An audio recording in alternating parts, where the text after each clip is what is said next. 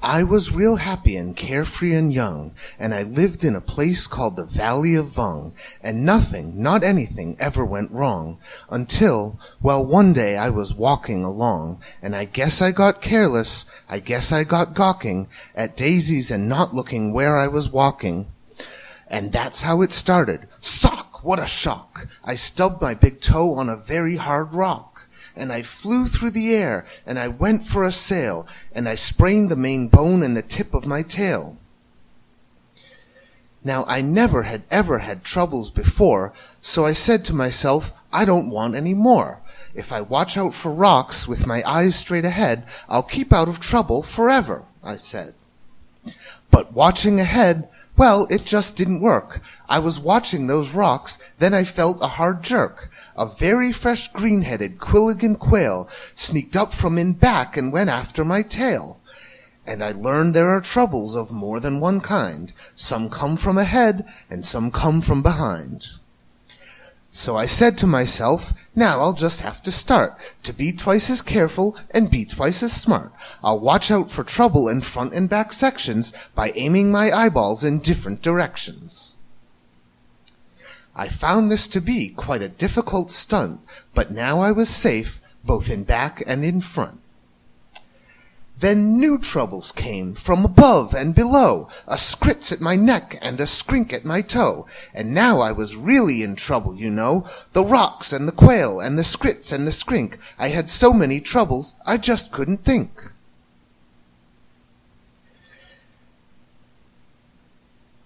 There I was all completely surrounded by trouble when a chap rumbled up in a one-wheeler wobble. "Young fellow," he said, "what has happened to you has happened to me and to other folks too. So I'll tell you what I have decided to do. I'm off to the city of Solla Sollew, on the banks of the beautiful river Wahoo, where they never have troubles, at least very few. It is not very far, and my camel is strong. He'll get us there fast, so hop on, come along." I jumped up behind him, then all through that day, the wobble wubbed on in a wobblesome way. The road got more bumpy, more rocky, more tricky. By midnight, I tell you, my stomach felt icky. And so I said, "Mister, please when do we get to that wonderful town? Aren't we almost there yet?" "Young fellow," he told me, "don't start into stew. At sunrise we'll drive into Solla Sollew, and you'll have no more troubles, I promise I do." But when dawn finally came and the darkness got light, that wonderful city was nowhere in sight.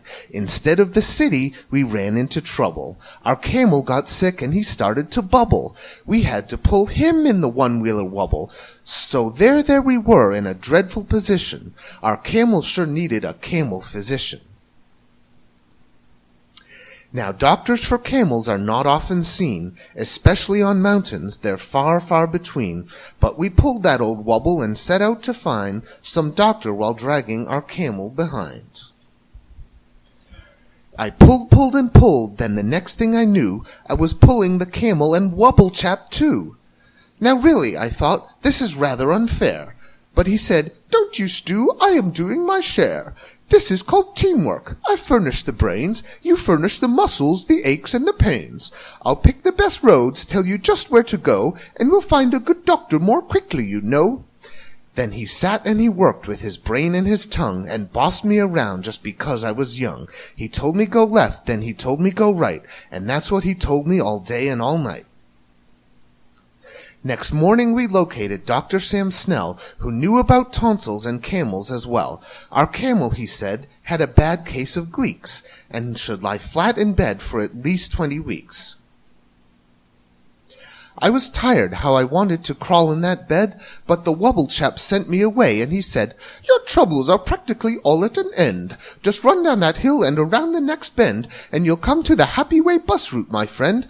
The Happy Way bus leaves at 4:42, and will take you directly to Solla Sollew, on the banks of the beautiful river Wahoo, where they never have troubles, at least very few."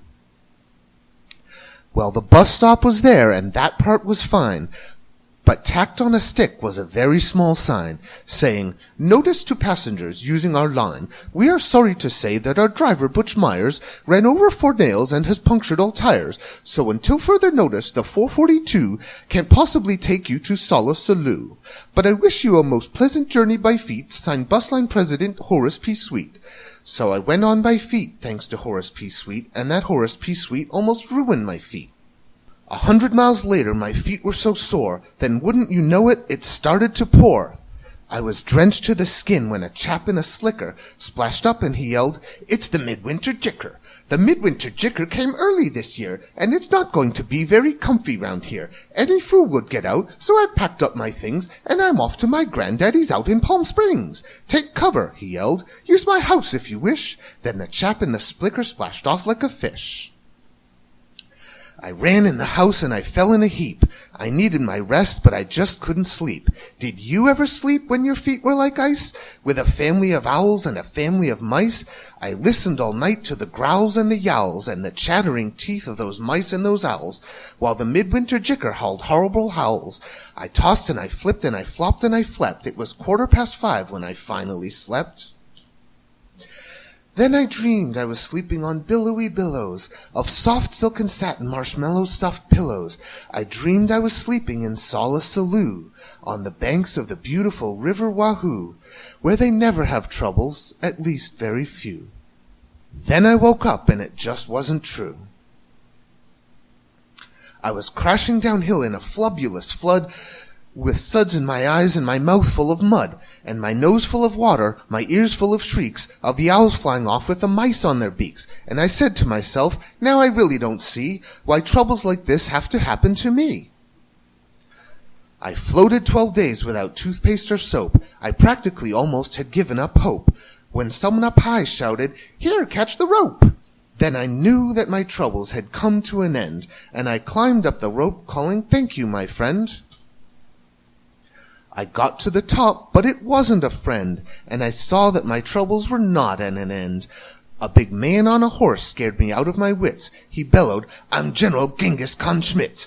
There's a war going on, and it's time that you knew. Every lad in this land has his duty to do. We're marching to battle. We need you, my boy. We're about to attack. We're about to destroy the perilous Poozer of Pomplamoose Pass. So get into line. You're a private first class." He gave me a shooter and one little bean, which was not very much, if you see what I mean. Then he yelled, "Get that Poozer! Attack without fear! The glorious moment of victory is near!" And the glorious general led the advance, with a glorious swish of his sword and his lance, and a glorious clank of his tin-plated pants. Then we went round a corner and found that, alas, there was more than one Poozer in Pomplamoose Pass. And Genghis Khan Schmitz shouted out to his men, "This happens in war every now and again. Sometimes you are winners, sometimes you are losers. We never can win against so many Poozers, and so I suggest that it's time to retreat." And the army raced off on its tin-plated feet. There I was with more Poozers than I'd ever seen. There I was with my shooter and only one bean. There I was, and I thought, will I ever get through to the wonderful city of Solla Sollew on the banks of the beautiful river Wahoo, where they never have troubles, at least very few? I had terrible trouble in staying alive. Then I saw an old pipe that said, "Vent number 5. I didn't have time to find out what that meant, but the vent had a hole, and the hole's where I went. Well, that vent where I went was a sort of a funnel that led me down into a frightful black tunnel. The traffic down there was a mess, I must say, with billions of birds going all the wrong way. They bumped me with bikes and they banged me with dishes. I ran into ladders, beds, bottles, and fishes. I skidded on garbage. I fell in a horn. Troubles, I wished I had never been born. Was down there 3 days in that bird-filled-up place. At least 8,000 times I fell smack on my face. I injured 3 fingers, both thumbs and both lips, my shin bone, my backbone, my wishbone, and hips. What's more, I was starved. I had nothing to eat. And damp, was it damp? I grew moss on my feet. Then just when I thought I could stand it no more, by chance I discovered a tiny trapdoor. I popped my head out, the great sky was sky blue, and I knew from the flowers I'd finally come through, to the banks of the beautiful river Wahoo. I couldn't be far now from Solla Sollew. There it was with its glittering towers in the air. I'd made it, I'd done it, at last I was there. And I knew that I'd left all my troubles behind, when a chap at a doorway that shimmered and shined waved me a wave that was friendly and kind. "Welcome," he said as he gave me his hand. "Welcome, my son, to this beautiful land. Welcome to sweet, sunny Solla Sollew, where we never have troubles, at least very few. As a matter of fact, we have only just one. Imagine, just one little trouble, my son. And this one little trouble, as you will now see, is this one little trouble I have with this key. There is only one door into Solla Sollew, and we have a key-slapping slippered we do. This troublesome slippered moved into my door 2 weeks ago Tuesday at 3:45. Since then I can't open this door any more.